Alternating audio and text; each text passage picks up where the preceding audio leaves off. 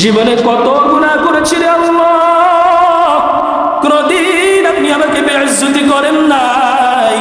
ও দয়ার আল্লাহ, জীবনে অনেক গুনাহ করেছি, কোনদিন আপনি আমাকে অপমানিত করেন নাই, কোনদিন আপনি আমাকে লাঞ্ছিত করেন নাই। ও দয়ার আল্লাহ,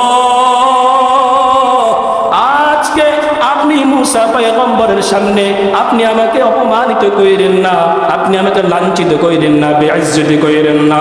আল্লাহ রাব্বুল আলামিনের কাছে ওই বান্দা দিলটা লাগাইয়া এই কথাগুলো বলল।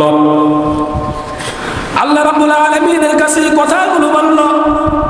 মুসা পয়গম্বর দেখতেছে আসমানের মেঘটা কালো হয়ে গেছে, বৃষ্টি আসবে ভাব, বৃষ্টির ফোঁটা পড়া শুরু হয়ে গেছে।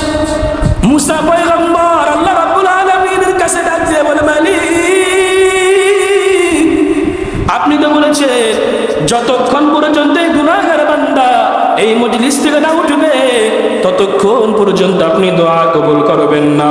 কিন্তু বুঝলাম না কি ব্যাপার, ওই বান্দাও এই মজলিস থেকে উঠে নাই, ওই বান্দা এই মজলিস থেকে উঠে নাই, কিন্তু আসমান থেকে বৃষ্টি আসার জন্য বৃষ্টি পড়তেছে টুপটুপ করে। বুঝলাম না কি ব্যাপার। আল্লাহ রাব্বুল আলামিন মুসা পয়গম্বরকে জানায় দেয়, মুসা শোনো, যেই বান্দার জন্য আমি আল্লাহ বলেছি দুনিয়ার মধ্যে আমি আল্লাহ বৃষ্টি দান করব না, যেই বান্দার জন্য আমি আল্লাহ বলেছি দুনিয়ার মধ্যে বৃষ্টি দেব না, এখন আমি আল্লাহ ওই বান্দার জন্য দুনিয়ার মধ্যে বৃষ্টি বর্ষণ করলাম।